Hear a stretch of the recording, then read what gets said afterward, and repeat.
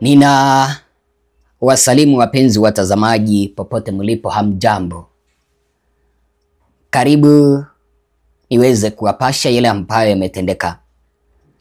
Ninawaomba tafadhali, kama mnanitazama kwa mara ya kwanza, kama kuna yeyote ambaye ni mgeni, piga subscription, bonyeza kengele. Vile vile unaweza ukashare content hii kuelekea kwa vikundi viwili vitatu ili tuweze kusambaza taarifa. Vile vile kwenye kanda hii ninawaomba muweze kunipasha mnanitazama kutoka wapi, mikoa ipi, kama uko Tanzania mkoa upi, kama uko Kenya mkoa upi. Karibu tusonge mbele.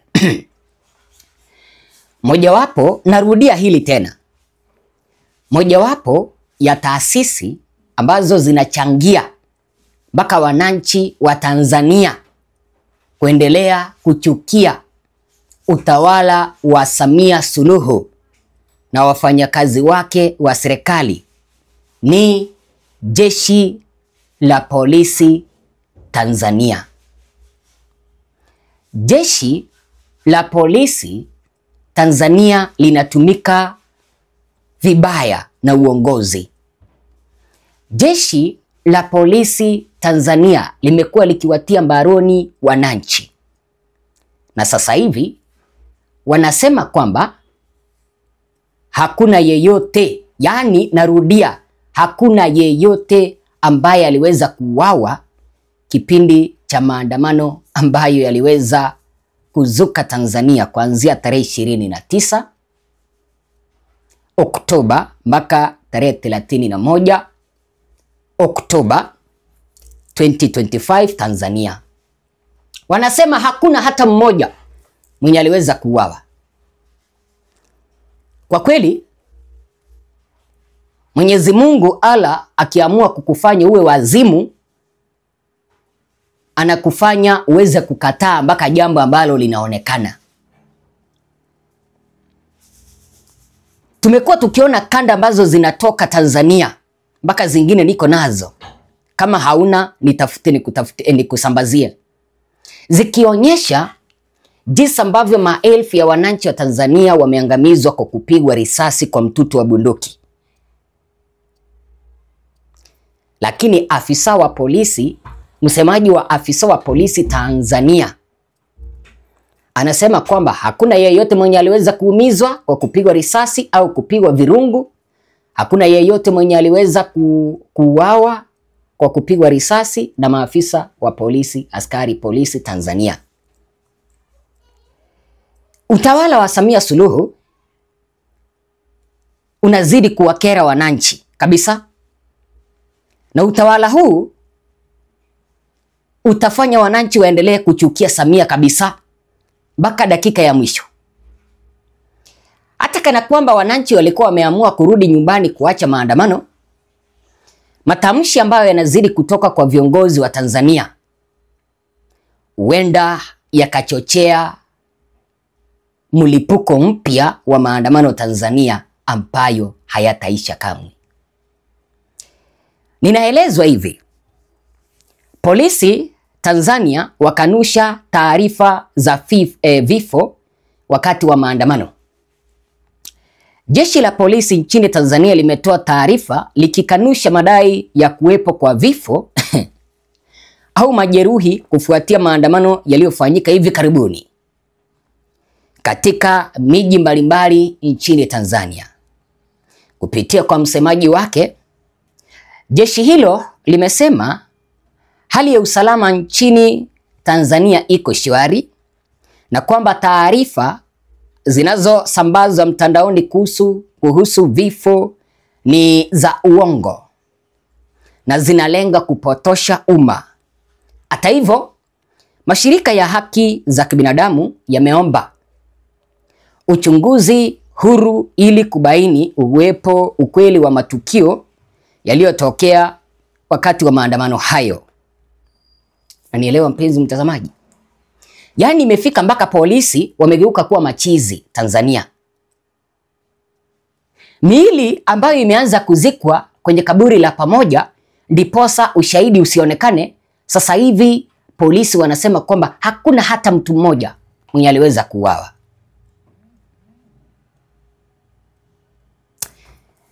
Wakati mwingine anajiuliza hivi, hawa maafisa wa polisi wa Tanzania ambao wanakubali kutumika, wanaporudi makwao, je, wanaambia watoto wao, wanaambia wake zao kwamba wanatoka kazini au vipi? Kwa sababu wanawakandamiza wananchi, wanazuia ukweli kujulikana. Enda kwenye mochari Tanzania, wafu ni wengi, wengine wamekwisha zikwa kutokana na maandamano ambayo walikuwa wanataka kitu ambacho kinaitwa uchaguzi ufutiliwe mbali, reformu ziweze kufanyika. Waliokamatwa kwa sababu ya kesi chonganishi, yani chonganishi, waachiliwe. Lakini sasa watu wengi waliuawa.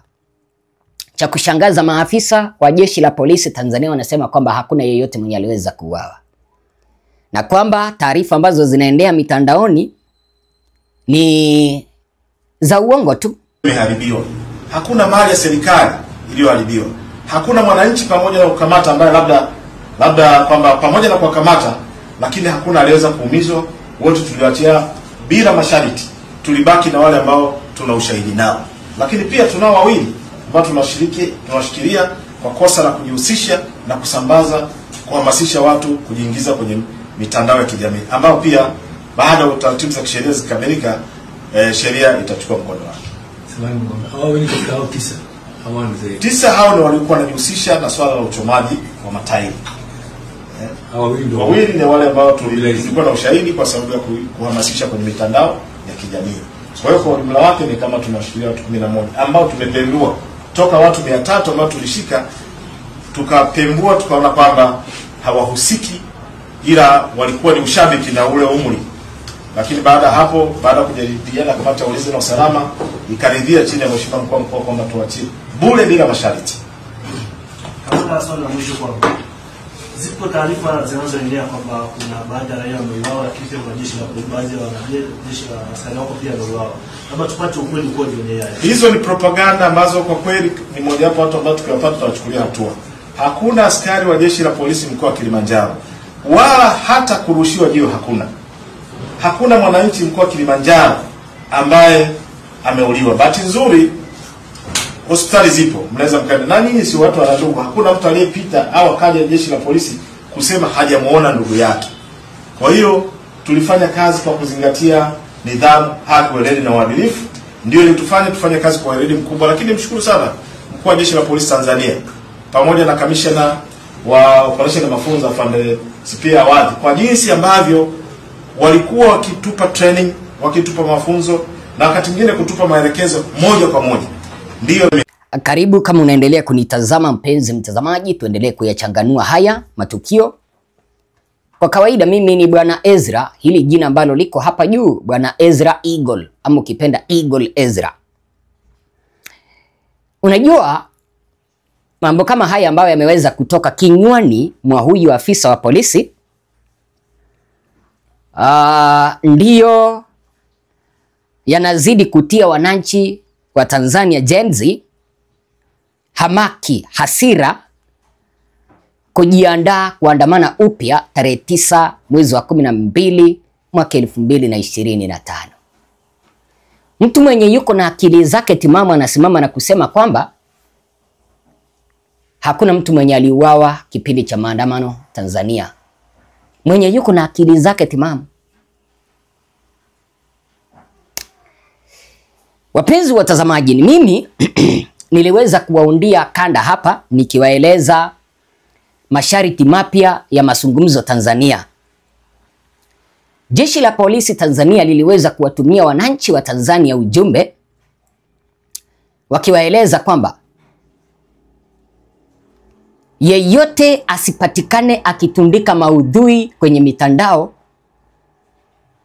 maudhui ya kuonyesha jinsi ambavyo wananchi waliweza kuuawa Tanzania, ukweli urongo. Sasa basi, kama hakuna yeyote mwenye aliweza kuuawa Tanzania na hakuna yeyote mwenye aliweza kuumizwa Tanzania, mbona wakatuma jumbe kama hizo kuelekea kwa ndugu zetu wa Tanzania? Nimedanganya? Kama ni kweli hakuna yeyote mwenye aliweza kuuawa, mbona waliweza kusema kwamba yeyote asipatikane akichapisha maudhui ya kanda ya video au SMS ambazo zinaashiria kuna mauaji yalitendeka Tanzania, bali mtu yeyote asichapishe. Vile vile walisema mtu yeyote asichapishe taarifa za kuogofya. Kwa nini? Kumaanisha walijua kwamba walitekeleza unyama na walikuwa wanawauzia wananchi uoga wasiendelee kusambaza hizo kanda. Wamekuja kugundua kwamba hivyo vitisho vyao ambavyo walikuwa wanauzia wananchi kwamba wasisambaze kanda havikufua dafu. Wananchi walivipuuza na wakaendelea kusambaza kanda. Mili mingi sana ipo kwenye mahospitali. Mili mingine wamesema kwamba isiandikishwe kwamba iliweza kupigwa risasi, bali waliseme kwamba wengine walifariki kutokana na ugonjwa wa ini, ugonjwa wa mabafu na hata saratani.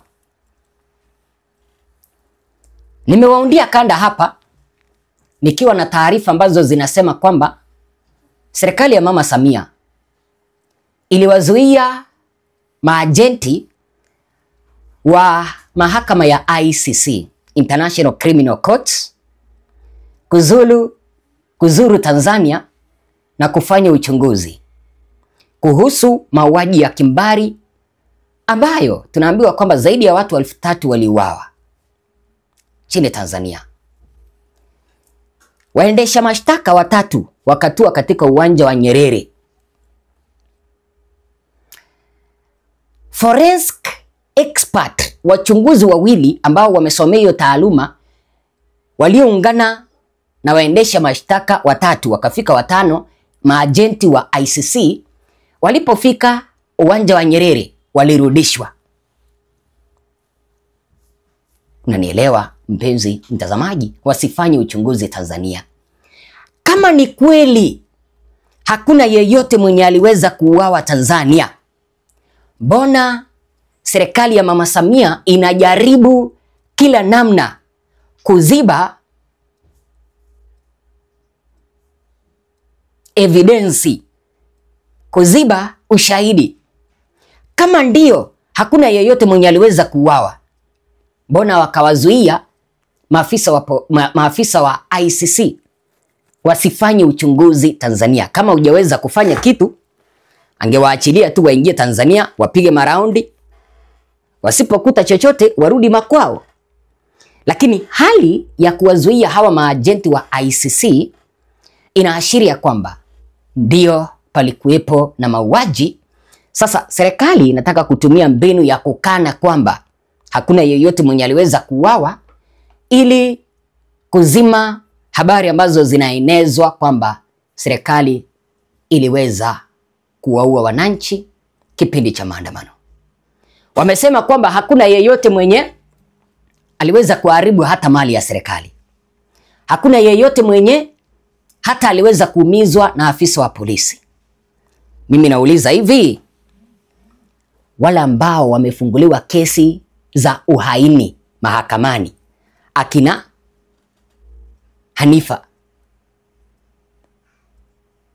je, wao ni akina nani? Walifanya nini? Kama wanasema kwamba hakuna yeyote mwenye aliweza kuchoma mali, hakuna yeyote mwenye aliweza kuharibu mali ya mwananchi, hakuna yeyote mwenye aliweza kuharibu mali ya serikali, mbona basi wawakamate wananchi hawa ambao wanatuambia hapo eti kwamba wamechunguza na wamegundua kwamba walikuwa wanahamasisha wananchi Tanzania waandamane? Mara ya kwanza Samia alisema kwamba wale ambao walikuwa wanaandamana si wa Tanzania. Sasa hivi huyu afisa wa polisi anatuambia kwamba wale ambao wamewazuia ni wale ambao wamekwisha hakikishwa na wako na ushahidi kwamba waliweza kushiriki kuhamasisha wananchi wa Tanzania waandamane. Imetokaje wale ambao waliandamana walikuwa wa Kenya, wameenda wa Tanzania? Kwa kweli hii serikali imechanganyikiwa. Wanataka kufuta ushahidi kila kona, lakini haitawezekana kamwe. Langu jina Eagle Ezra, sijui wazo lako ni lipi?